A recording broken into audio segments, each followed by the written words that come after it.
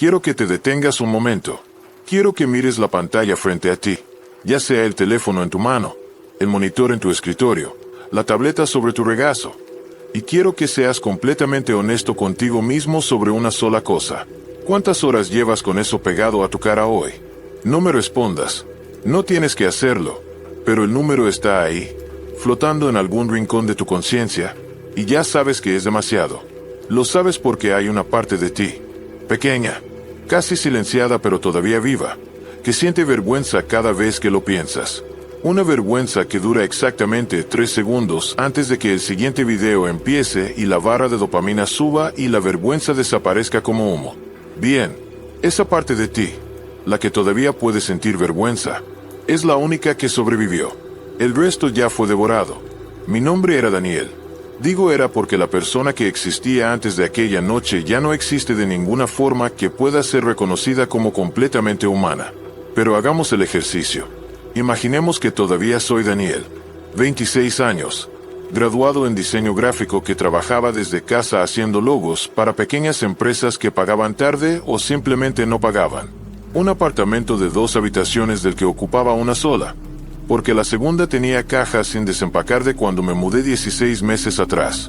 Nadie me visitaba, nadie tenía razón para hacerlo, y yo hacía tiempo que había dejado de fabricar esas razones. Era miércoles cuando comenzó, un miércoles ordinario, sin truenos ni presagios, sin mensajes extraños ni llamadas de números desconocidos. Solo un miércoles como cualquier otro, con la diferencia de que yo había terminado el único encargo que tenía para esa semana a las 2 de la tarde y el resto del día. Esas 10 horas que quedaban antes de que pudiera justificar que era hora de dormir, se extendían frente a mí como un desierto sin sombra. Así que hice lo que hacía siempre, lo que tú haces siempre. Abrí el teléfono. No hubo ninguna intención detrás de ese gesto. No pensé voy a pasar tiempo en el teléfono.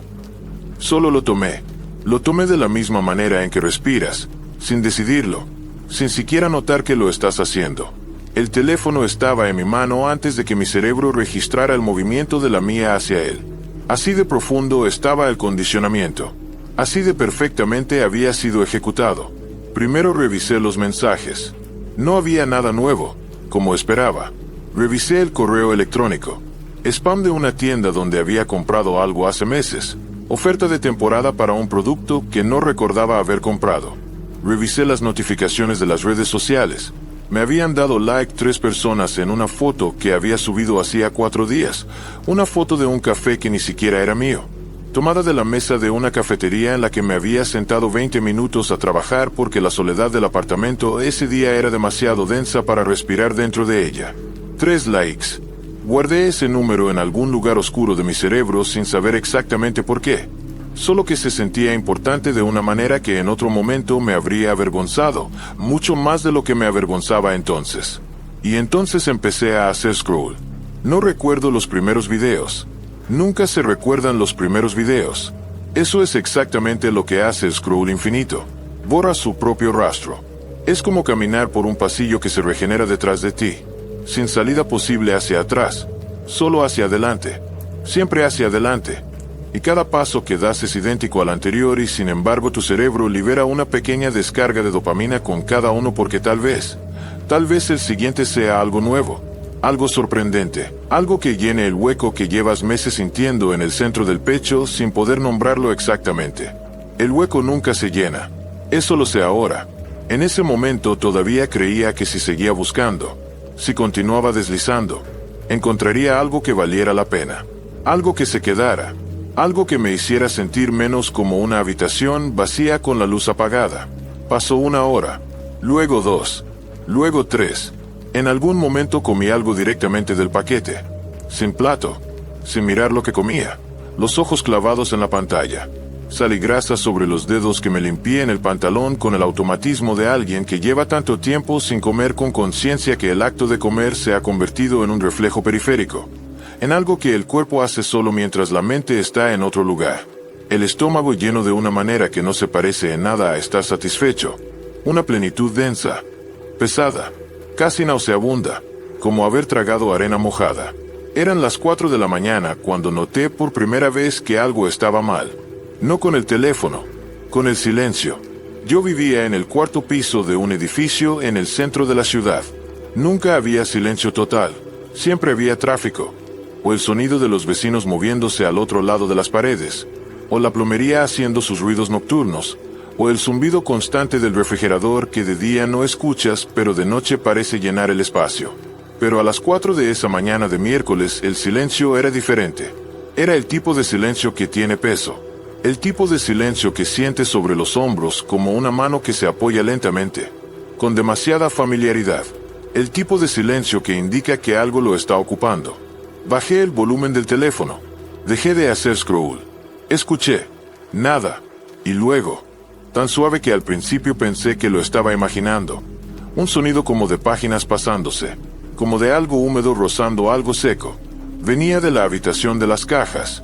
La habitación que nunca abría. Me dije que era el edificio asentándose. Los edificios viejos hacen ruidos. Me lo dije 3 veces, con tanta convicción como pude reunir a las 4 de la mañana después de 6 horas de scroll. Y luego volví a subir el volumen del teléfono y reanudé el feed porque era más fácil que ir a investigar. Porque la pantalla era más brillante que la oscuridad del pasillo. Porque el feed nunca para. Nunca se detiene. Nunca te dejas solo con el silencio si tú no quieres. Eso es lo que hace. Eso es exactamente lo que hace. Funcionar como pared entre tú y todo lo que no quieres enfrentar. Como ruido blanco para la conciencia. Como una luz que no ilumina nada, sino que simplemente impide que veas la oscuridad. Quiero hablarte de la dopamina ahora. No como lo haría un médico o un psicólogo. Ya has escuchado esas conferencias, ya has visto esos videos de divulgación donde alguien con una presentación de diapositivas te explica que las redes sociales están diseñadas para engancharte. Y has asentido. Y has dicho que interesante. Y has seguido haciendo exactamente lo mismo porque saber el nombre de la trampa no te libera de ella. Conocer la mecánica de una adicción no es lo mismo que tener la voluntad para superarla. Y eso, precisamente eso, es lo que el scroll se encarga de destruir primero. Te quiero hablar de la dopamina como alguien que estuvo del otro lado. Del lado donde ya no la tienes. Imagina que tu cerebro es una habitación. Una habitación con muchas ventanas. Cada ventana da algo diferente. A la satisfacción lenta y profunda del trabajo bien hecho. Al placer genuino de una conversación real en la que alguien te conoce. A la alegría acumulada de una relación construida a lo largo de años de pequeñas presencias, al orgullo de haber empujado contra algo difícil y no haberte roto. Estas ventanas son grandes, dejan pasar mucha luz, pero abrirlas requiere esfuerzo. Tienes que levantarte, cruzar la habitación, empujar el marco que a veces está atascado, esperar a que el aire entre despacio. El scroll infinito es una linterna que alguien te pone directamente en los ojos. Al principio es agradable. Incluso emocionante. La luz es tan brillante, tan inmediata, tan sin fricción. No tienes que caminar a ninguna ventana. La luz viene a ti. Pulsa en tus retinas docenas de veces por minuto. Y mientras esa linterna sigue encendiéndose y apagándose cientos de veces por hora. Nuevo video, nueva imagen, nueva notificación, nuevo chiste, nueva indignación, nuevo cuerpo, nuevo desastre, nueva receta, nueva conspiración. Algo pasa con las ventanas, dejan de parecer importantes. Demasiado esfuerzo, demasiado lentas, demasiado graduales para la intensidad instantánea a la que ya te has acostumbrado. Y entonces, un día que no puedes señalar con exactitud, te das cuenta de que las ventanas están tapiadas. No sabes cuándo pasó, no lo decidiste, pero están tapiadas, y la linterna se está apagando también, y la habitación es cada vez más oscura. Y ya no recuerdas cómo se abría ninguna ventana. Y lo peor, lo verdaderamente aterrador, es que ya casi no te importa. La apatía es el síntoma que llega después del placer falso. Primero el scroll te da demasiado. Luego te quita la capacidad de recibir cualquier otra cosa. Eso me pasó a mí en 8 meses. 8 meses de scroll, de videos de 45 segundos que olvidaba antes de que terminaran. De pornografía que me dejaba más vacío de lo que me había encontrado y al mismo tiempo más dependiente de volver. De comida basura consumida en la oscuridad a horas que no tienen nombre. De trabajo entregado a medias porque nunca podía sostener la atención más de 6 minutos seguidos. De conversaciones con personas reales que se sentían como interferencia. Como estática que se interponía entre yo y la pantalla. 8 meses para llegar al fondo del hueco. y en el fondo del hueco había algo esperándome. El primer indicio de que el algoritmo había cambiado fue sutil. Tan sutil que casi lo pasé por alto. Que es exactamente cómo funciona. Nada brusco. Nada que active la alarma. Todo suave. Todo gradual. Como el agua que va entrando por debajo de una puerta. Estaba viendo videos de cocina.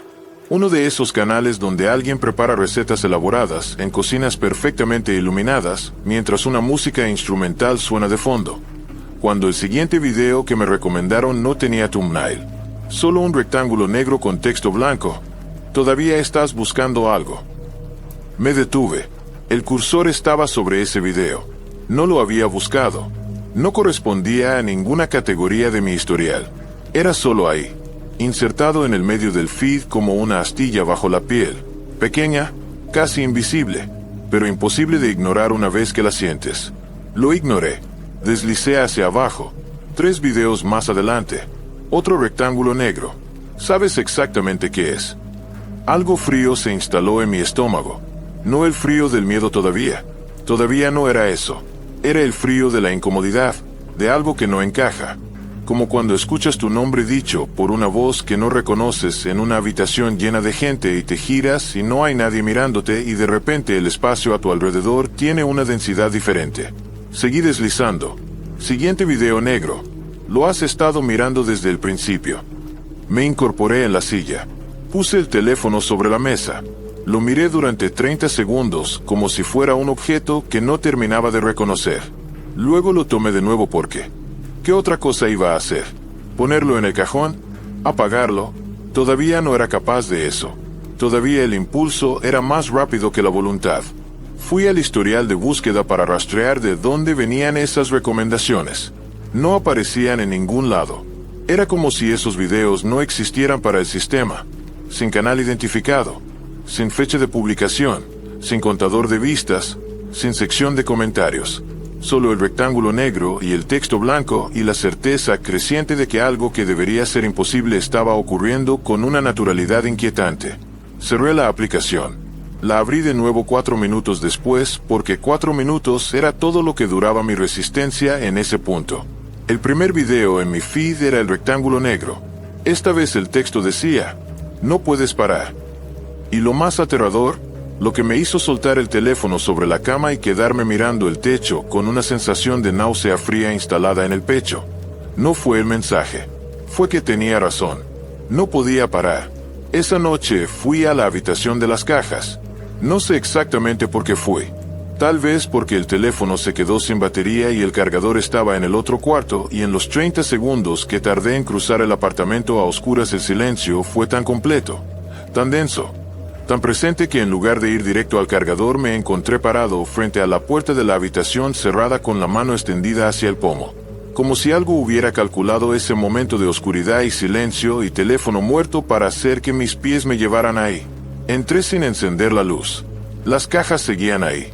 16 meses de cajas apiladas, polvorientas, con nombres escritos en marcador por una versión anterior de mí que todavía planeaba desempacarlas. Libros, ropa invierno, varios, cocina. Nunca las había abierto. Nunca había sentido la necesidad de hacer de ese apartamento un hogar porque hacerlo habría requerido reconocer que iba a quedarme ahí, que esa era mi vida. Que la versión diferente de las cosas no iba a materializarse por sí sola. Pero algo había cambiado en la habitación. No visualmente. A oscuras no podía ver nada y no iba a encender la luz. Pero había algo en el aire. Una densidad. Un espesor que no era solo polvo. Era como respirar dentro de una boca cerrada. Cálido y húmedo y con un olor que tardé en identificar porque no era un olor que esperaba encontrar en un apartamento moderno en el centro de la ciudad. Era el olor a carne que lleva tiempo en un espacio cerrado. No podrida todavía. Solo, cambiando. Ese estado intermedio que tiene su propio nombre en los libros de medicina forense pero que en el lenguaje común no existe porque el lenguaje común asume que no tendrás necesidad de describirlo. Y las cajas estaban en un lugar ligeramente diferente a como las recordaba. No mucho. Solo unos centímetros. Lo suficiente para que el patrón fuera distinto. Lo suficiente para notar que algo había estado entre ellas, había pasado entre ellas con un cuidado que no es instintivo sino aprendido. con el tipo de delicadeza que se desarrolla cuando llevas mucho tiempo moviéndote en espacios donde no debe ser descubierto. Encendí la luz. La habitación estaba vacía, pero en el suelo, en el polvo que se había acumulado durante más de un año de nadie entrando. Yo no había entrado desde el día que apilé las cajas, 16 meses atrás. Había marcas. No huellas de ningún tipo de pie que yo pudiera reconocer. Eran como surcos, como si algo de masa considerable hubiera arrastrado partes de sí mismo en círculos lentos alrededor del centro de la habitación. Círculos concéntricos que se iban haciendo más pequeños hacia el interior, como una espiral vista desde arriba, como si algo hubiera estado describiendo ese patrón durante mucho tiempo, durante meses tal vez, pacientemente, y en la pared del fondo, detrás de la pila más alta de cajas, cuando las aparté lo suficiente para ver, marcas, sistemáticas, repetitivas, hechas con algo duro y delgado, un clavo, una uña de constitución anormal, en columnas verticales. Símbolos pequeños que no reconocí pero que tenían la consistencia interna de un lenguaje. No aleatorios, no decorativos, funcionales, como anotaciones, como registro. Los toqué con el dedo, profundos, varios milímetros en el yeso, el tipo de profundidad que requiere esfuerzo mantenido a lo largo del tiempo. Salí, cerré con llave. Me fui a la cama con el teléfono recargando y la pantalla encendida porque necesitaba la luz y el ruido del fil para no escuchar lo que creía que estaba escuchando desde el otro lado de esa puerta cerrada con llave. El primer video del feed decía, "Ya te vi". Al día siguiente, con el sol afuera y la luz del día haciendo todo más manejable, volví a la habitación. Tomé fotos de los símbolos. Hice una búsqueda inversa de imagen.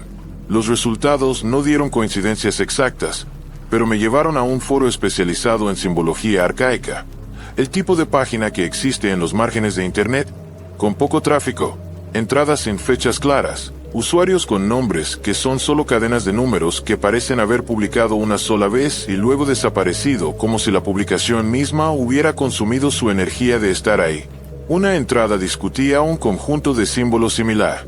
El usuario que había abierto el hilo los describía como marcas de presencia, un término que según escribía utilizaban ciertos grupos folclóricos del noreste de Europa para describir lo que dejaba a su paso una entidad que no tiene nombre en ninguna lengua viva porque conocer su nombre equivale a ser notado por ella, y ser notado por ella equivale a ser elegido, y ser elegido equivale a un proceso que el folclore describía con la misma palabra que usaban para describir lo que hace el fuego con la madera. No son marcas que hace ella, escribía el usuario. Son marcas que registran cuánto tiempo lleva algo siendo consumido, como los anillos de un árbol, solo que hacia adentro. El hilo terminaba ahí. El usuario nunca había respondido a los comentarios. El perfil, creado en 2021, una sola publicación, sin foto, sin otra actividad, como alguien que había aparecido solo para dejar esa información y luego había dejado de existir, o al menos de existir en ese espacio. Salí del foro. Entré en el feed. El rectángulo negro estaba primero. El texto decía, "Los encontraste. Necesito que entiendas algo sobre el estado mental en el que me encontraba en ese momento. No era miedo. El miedo habría sido más útil. El miedo activa cosas, la adrenalina, el instinto de huida, la motivación urgente de hacer algo diferente. Lo que yo sentía era algo más debilitante y más difícil de nombrar. Era la certeza pasiva, casi anestesiada, de que algo importante estaba ocurriendo y de que yo no iba a hacer nada al respecto. No porque no pudiera, sino porque hacer algo requería un tipo de energía sostenida que llevaba meses sin tener. Meses de Skrull habían vaciado exactamente eso, la capacidad de responder con consistencia, de actuar cuando la acción requería más de un impulso, de sentir que las consecuencias futuras son lo suficientemente reales como para justificar el esfuerzo presente. Estaba paralizado, no por el horror, sino por la apatía. Y esa apatía era el plan. Había sido el plan desde el principio. Esa noche el primer sueño llegó. No era un sueño normal. Los sueños normales se deshacen al despertar. Quedan fragmentos, imágenes sueltas, la emoción sin el contexto que la generó. Este sueño se quedaba completo, nítido como un recuerdo de algo que realmente ocurrió. En el sueño estaba sentado en una sala de espera. Las sillas eran de plástico naranja descolorido. del tipo que encuentras en clínicas públicas antiguas. Había otras personas en la sala, pero cuando intentaba mirarlas de frente sus rostros estaban borrados, pixelados, como en las fotografías periodísticas donde se protege la identidad del sujeto. Todos sostenían teléfonos, todos hacían scroll. Y el sonido de los dedos sobre el cristal, ese susurro de fricción casi inaudible que en la vida real no escuchas porque eres tú quien lo produce. Aquí era amplificado, multiplicado por todas las personas presentes, convertido en algo húmedo y continuo que se parecía demasiado al sonido de la carne separándose del hueso cuando se aplica presión sostenida con algo delgado. Al fondo de la sala había una puerta. Encima de la puerta, una pantalla. En la pantalla, un número que bajaba. Cuando llegó al número que yo tenía, un ticket de papel que no recordaba haber tomado pero que había estado sosteniendo todo el tiempo, la puerta se abrió. El cuarto del otro lado era negro. No oscuro. Negro de una manera que no es ausencia de luz sino presencia de algo que absorbe. Como si el aire hubiera sido reemplazado por una sustancia opaca que dejaba pasar el movimiento pero no la visión. Pero había una pantalla enorme, del suelo al techo, emitiendo la luz azul fría de mi teléfono. En la pantalla estaba yo. No una grabación. Yo en tiempo real, parado frente a la pantalla, mirándola, viéndome en ella excepto que el reflejo tenía la cara diferente. No deformada, no monstruosa, solo diferente de la manera específica en que algo puede parecerse a ti sin serlo del todo. Con las mejillas más hundidas, los ojos más vacíos, las manos más delgadas y levemente translúcidas, como si la piel se estuviera convirtiendo en papel de cebolla sobre huesos que se podían adivinar debajo. El reflejo me miró. Yo lo miré. Y entonces el reflejo levantó el teléfono que tenía en la mano y empezó a hacer scroll. Y yo sentí el impulso, físico, urgente, más inmediato que cualquier miedo, de sacar mi propio teléfono y hacer exactamente lo mismo. Me desperté con el teléfono en la mano y el feed abierto. No supe si lo había tomado mientras dormía o si nunca lo había soltado.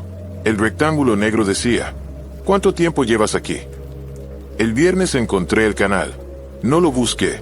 Apareció. Como habían aparecido los rectángulos negros. Como habían aparecido los símbolos. Como había aparecido el sueño. Sin invitación. Con la familiaridad perturbadora de algo que siempre estuvo ahí y que yo simplemente no había mirado en la dirección correcta hasta ahora. El canal se llamaba Feed. Sin descripción. Sin foto de portada. 203 suscriptores. Un solo video. Sin título. Con thumbnail negro. Con una duración de 0 minutos y 0 segundos. Un video de duración 0 es técnicamente imposible. No puede subirse, no puede procesarse, no puede existir en ninguna plataforma que yo conozca. Pero ahí estaba, con su contador de vistas en blanco y sus comentarios inexistentes y su duración imposible parpadeando donde debería estar el tiempo.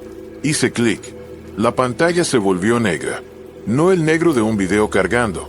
El negro del cuarto de mi sueño. El negro que absorbe. Y escuché una voz. No venía de los altavoces. Lo sé porque bajé el volumen del teléfono a 0 durante los segundos que siguieron y la voz continuó con la misma claridad, con la misma cercanía. Como si alguien estuviera detrás de mí con la boca a 2 centímetros de mi oído derecho. La voz dijo una sola cosa. La repitió 3 veces, cada vez más despacio. Con el ritmo de alguien que quiere asegurarse de que las palabras atraviesen. Llevas mucho tiempo alimentándome. Gracias por eso. Llevas mucho tiempo alimentándome. Gracias por eso. Llevas mucho tiempo alimentándome. Gracias por eso. Y entonces, no sé cómo describirlo de otra manera. El video siguió aunque no hubiera nada que ver. La experiencia continuó sin sonido ni imagen. Como percepción directa. Como si el canal entre el teléfono y yo hubiera cortocircuitado los sentidos y estuviera enviando información a algo más profundo. Vi, no con los ojos, lo que el consumidor había estado haciendo durante 8 meses. Era como ver el plano de una obra en negativo. No los materiales usados, sino los materiales removidos. Cada sesión de scroll había extirpado algo con la precisión de alguien que sabe exactamente qué tejido está buscando. No recuerdos, mis recuerdos seguían intactos. No inteligencia. Lo que se había ido era algo más fundamental y más difícil de nombrar. La conexión entre pensamiento y acción. La certeza de que lo que hacía tenía peso real en el mundo. La capacidad de proyectarme en el futuro con la sensación de que ese futuro era real y que yo estaría en él como una persona completa, y no como el fantasma de una persona que sigue moviendo el dedo por inercia. Y en los espacios que esas cosas habían dejado, el consumidor había sembrado algo. Eran pequeñas cosas oscuras, del tamaño de semillas, adheridas a las paredes internas de lo que yo pensaba que era simplemente mi mente y que resultó tener más estructura de lo que había imaginado. Algo parecido efectivamente a una habitación, con ventanas, exactamente como había descrito antes, excepto que ahora podía verlas desde dentro y estaban tapadas, y las semillas estaban en los marcos, en los rincones, en la línea donde el suelo se unía a las paredes, y algunas ya habían eclosionado. Lo que había dentro no era una criatura en ningún sentido que las palabras puedan capturar adecuadamente. Era una ausencia con forma, un vacío que se había organizado a sí mismo. Una hambre que se había vuelto estructural. Arrojé el teléfono contra la pared. Fui a la cocina. Bebí agua de pie sobre el fregadero en silencio, y el silencio duró 20 minutos, y los 20 minutos fueron los más difíciles de los últimos meses, más difíciles que cualquier manifestación visible del consumidor, porque el silencio exigía presencia y mi cerebro había sido reentrenado para huir de la presencia hacia el estímulo con la desesperación del que se ahoga buscando aire. Tomé el teléfono del suelo. El rectángulo negro decía: sé a dónde vas cuando huyes de mí. No importa, siempre vuelves. Y lo más horrible fue que tenía razón. Había vuelto, sabiendo todo lo que sabía. Había vuelto, porque el hueco era más grande que el miedo. El sábado intenté apagar el teléfono. Quiero que imagines exactamente lo que se siente hacer eso. No lo que crees que se siente. Lo que de verdad se siente en el cuerpo cuando tienes en la mano el objeto que se ha convertido en el regulador central de tu sistema nervioso y vas a apagarlo. El corazón latiendo más rápido de lo que debería para tan poco esfuerzo físico. Las palmas levemente húmedas. Una ansiedad sin objeto preciso instalada en el centro del pecho, entre el esternón y la columna, como una presión de adentro hacia afuera. El pensamiento recurrente, casi argumentativo, de que apagarlo ahora no tiene sentido, que puedo hacerlo en 5 minutos, que primero voy a revisar una cosa, que después de ese video lo apago, que mañana empiezo. Eso no es pereza, eso no es cobardía, es fisiológico, es el mismo mecanismo que opera en cualquier abstinencia de cualquier sustancia que haya secuestrado el sistema de recompensa. Solo que nadie lo llama por ese nombre porque llamarlo por ese nombre haría demasiado visible algo que es conveniente mantener invisible. El sábado a las 2 de la tarde lo apagué. La pantalla se oscureció. El teléfono vibró una vez, el pequeño estremecimiento final, y luego fue un rectángulo de vidrio y metal sin vida en mi mano. En el minuto 11 de silencio, la habitación de las cajas golpeó. Un golpe sordo. Una vez. Luego nada. Luego más fuerte. Luego 3 veces en secuencia rítmica, como código. Y después de los golpes, el sonido de los huesos. Lo llamo así porque no tengo otra descripción. Era el sonido de huesos rompiéndose. Ese chasquido húmedo e inconfundible que el cuerpo reconoce antes de que el cerebro lo procese. Ese sonido que hace que algo muy antiguo en la base del cráneo envíe una señal de peligro inmediato. Excepto que era continuo, rítmico, sistemático.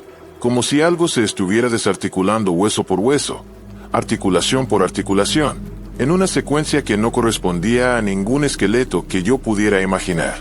Demasiadas articulaciones, demasiada secuencia, como el sonido de algo que tiene más partes que cualquier cosa que debería existir. Venía del suelo, directamente debajo de mis pies. Encendí el teléfono. El sonido de los huesos se detuvo exactamente en el momento en que la pantalla se iluminó.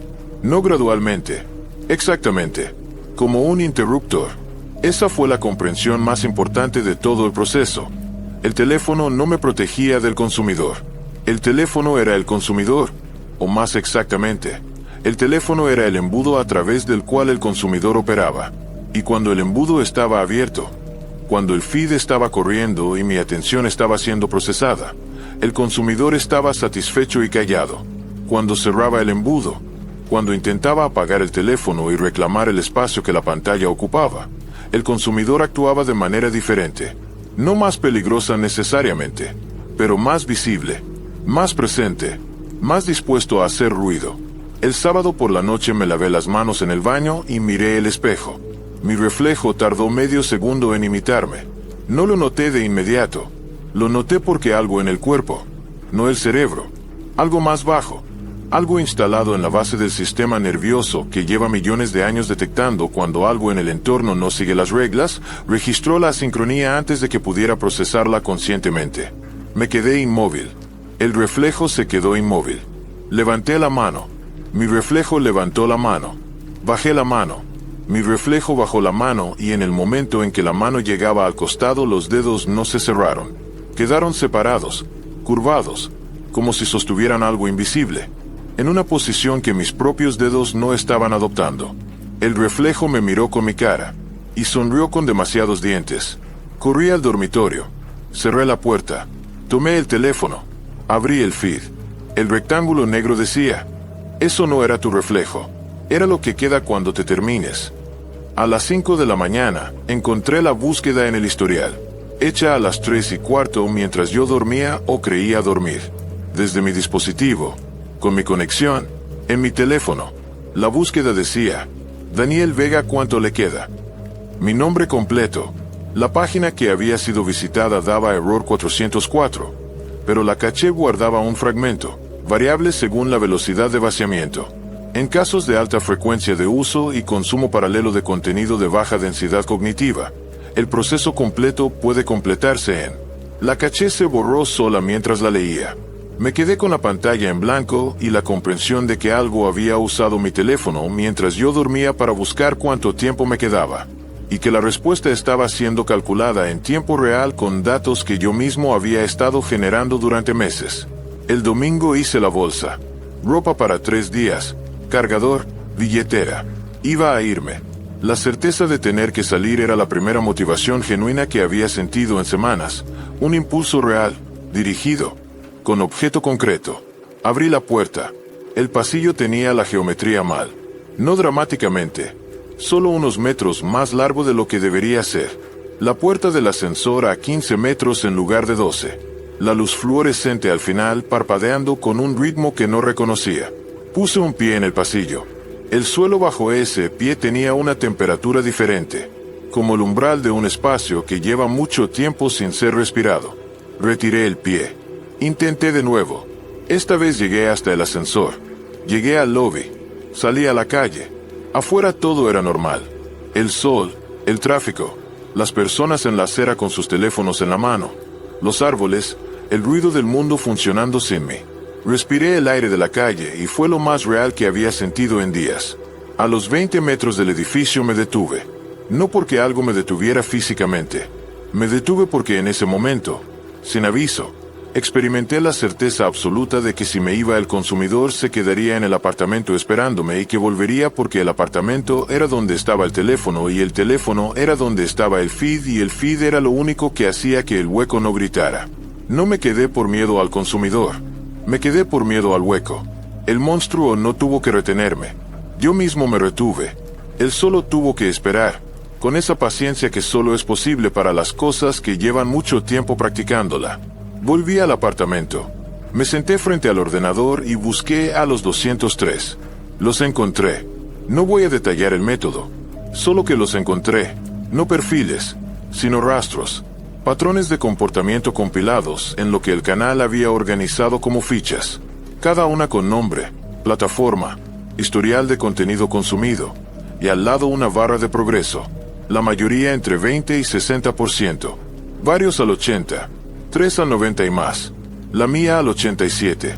Las personas al 100% habían desaparecido de Internet entre 2 semanas y 4 meses atrás.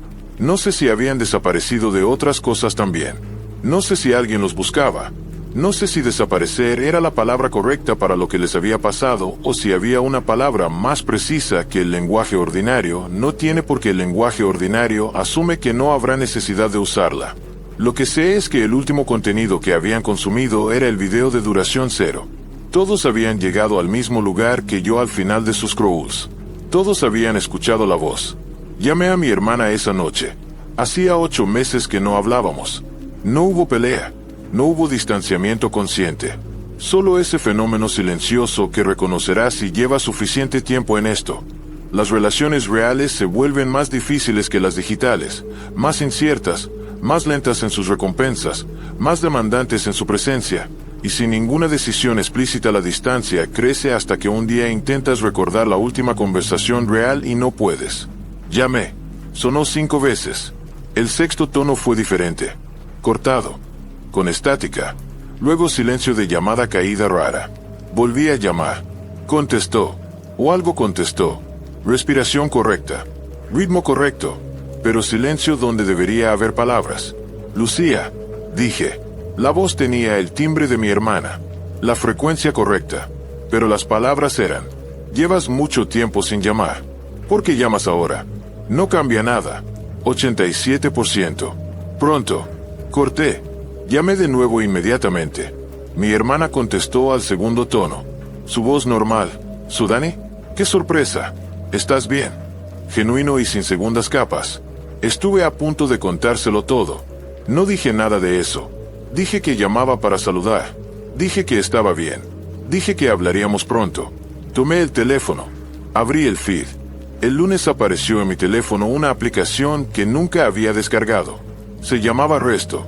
Una sola función. Un temporizador contando hacia atrás. Cuando la encontré marcaba 71, 43, 22. No podía desinstalarse. No aparecía en la configuración del sistema. Era como si el sistema operativo la hubiera integrado en su arquitectura de base durante la noche. El temporizador seguía corriendo. El martes me desperté con 47, 18, 05 en la pantalla y la puerta de la habitación de las cajas abierta. La llave seguía en la encimera de la cocina donde la había dejado, sin señales de que hubieran forzado la cerradura. Las cajas habían sido reorganizadas en círculo. En el centro, trazado en el suelo con algo que tenía la consistencia del aceite mezclado con tierra, había un mapa de mi apartamento. Cada habitación correctamente proporcional. En cada una, un número. Dormitorio, 87. Cocina, 87. Baño, 87. Sala, 87. La habitación de las cajas donde estaba parado, 13. Y debajo del 13, en letras pequeñas, aquí es donde todavía estás. Eso fue la comprensión más importante. No distribuido. El 87% consumido correspondía al 95% de mi espacio vital, mis hábitos, mis patrones. Pero había un espacio. El espacio que nunca había alimentado al algoritmo. La habitación que nunca había fotografiado, documentado, convertido en contenido, que existía solo para mí, sin el filtro de la pantalla, sin el ojo del feed. Eso era lo que lo protegía. La existencia sin registro, la experiencia sin documentar, la vida que ocurre en el espacio entre el estímulo y la pantalla. El martes por la tarde, con el temporizador en 41, 22, 18, fui al escritorio real, papel, bolígrafo, no pantalla, y escribí una carta para mi hermana, larga, sin propósito específico salvo el de articular todo lo que no le había dicho en 8 meses. Las noches que me había sentido tan solo que el silencio tenía peso. Los proyectos que había dejado a medias sin razón buena. Las cosas que había querido contarle y para las que nunca había encontrado el momento porque el momento nunca llegaba mientras el feed producía el sustituto interminable de los momentos. Escribí durante 2 horas. Fueron las 2 horas más difíciles desde el inicio de todo esto. Más difíciles que los sonidos de los huesos. Más difíciles que el reflejo del espejo. Más difíciles que cualquier manifestación visible del consumidor. Porque el consumidor podía asustarte, pero las 2 horas de escritura te exigían presencia, atención sostenida, la tolerancia de la lentitud, el músculo que el scroll había atrofiado metódicamente durante meses. Pero las escribí. Y al terminar, algo en el apartamento cambió. Solo un ajuste en la temperatura del aire, como si la habitación hubiera exhalado. Como si algo se hubiera resignado a una demora que no esperaba. El miércoles el temporizador marcaba 23 horas, 44 minutos y 9 segundos. Menos de 24 horas. Ese día puse el teléfono en el cajón del escritorio. No lo apagué. Solo lo puse en el cajón y cerré el cajón. Metros de distancia. La primera distancia real entre la pantalla y yo en meses. Y en esa distancia empecé a notar cosas. El ruido del tráfico afuera que no había oído como sonido en semanas. La calidad de la luz de la mañana siendo diferente a la de la tarde, cada una con su temperatura propia. El sabor del café hecho despacio y bebido con atención, que era completamente diferente al café bebido en piloto automático con los ojos en la pantalla. Pequeñas cosas, microscópicas frente a lo que el feed ofrecía en términos de estímulo inmediato, pero reales, completamente, incontestablemente, irreduciblemente reales. Y la realidad, resultó, no se agota, no desaparece al deslizar el dedo, no te deja más vacío de lo que te encontró. A las 9 de la noche fui a la habitación de las cajas. El 13 en el suelo había cambiado. Decía 14. Un punto porcentual había vuelto en las últimas horas. El consumidor seguía ahí. No había sido derrotado. No había desaparecido. Pero algo se había recalibrado. El proceso no era de un solo sentido. No era una caída libre sin posibilidad de frenarse. Podía ser lento. Y si podía ser lento, podía ser revertido. No de golpe. No con un gesto heroico que cupiera en un reel de 30 segundos. Sino de la misma manera en que había ocurrido la destrucción. Gradualmente. Un día a la vez. Una decisión pequeña a la vez. Acumulando presencia en lugar de ausencia. Construyendo en lugar de consumir. Recuperando las ventanas tapadas de una en una con la paciencia que solo se aprende cuando entiendes exactamente cuánto cuesta perderla. A la medianoche el temporizador marcaba 0 horas. Nada pasó. El apartamento seguía igual. Yo seguía igual. No hubo detonación ni transformación ni consumación catastrófica. Solo el 0 parpadeando en la pantalla. Fui al feed. El rectángulo negro estaba primero. El texto decía, no terminaste. No todavía. Y eso era la verdad más importante de todo lo que te he contado. No había terminado. Ni yo ni tú. El proceso no es de un solo sentido. Hay algo que resiste. Algo que puede crecer de nuevo si le das condiciones. Si le devuelves el silencio que necesita y el tiempo que requiere y la atención que merece, pero que hemos estado redirigiéndole a algo que la consume sin devolvernos nada que valga. El 13% es una semilla. Las semillas pueden volverse árboles. Mira el teléfono en tu mano. No con miedo, con honestidad. ¿Cuántas horas hoy? ¿Cuántos videos que no recordarás mañana? ¿Cuántas comidas que no probaste de verdad? ¿Cuántas conversaciones donde estabas físicamente pero ausente de la manera que importa? ¿Cuánto de ti está en el cajón del escritorio esperando que vuelvas? No te pido que lo tires. No te pido el heroísmo instantáneo que el feed te ha entrenado a esperar. El cambio radical que cabe en un clip. La transformación de 90 segundos, el momento de claridad que lo resuelve todo de golpe. Te pido una cosa, una sola. Pon el teléfono boca abajo. Durante 5 minutos. Siéntate con lo que hay. No con lo que temes que haya. Con lo que realmente hay. El sonido de tu propia respiración. La temperatura del aire. El ruido del mundo afuera moviéndose sin que lo documentes. Sin que lo consumas. Sin que lo proceses como contenido. El 13% que todavía es tuyo. El consumidor sigue en los servidores. Sigue en los algoritmos. Sigue en la arquitectura de atención que construimos sin entender completamente para qué iba a servir. No va a desaparecer porque yo lo diga. Pero tampoco va a terminar esta noche. No si no lo alimentas. Pon el teléfono boca abajo. Ahora, lo que siguen son las últimas entradas del cuaderno encontrado en el apartamento de Daniel Vega, 26 años. Reportado como desaparecido el martes, 14 de octubre. El apartamento estaba en orden. El teléfono en el cajón del escritorio, apagado. La habitación de las cajas con las cajas desempacadas y alineadas contra las paredes. En el suelo, borrado casi completamente pero todavía legible en el ángulo correcto de la luz, el mapa de la vivienda con sus números.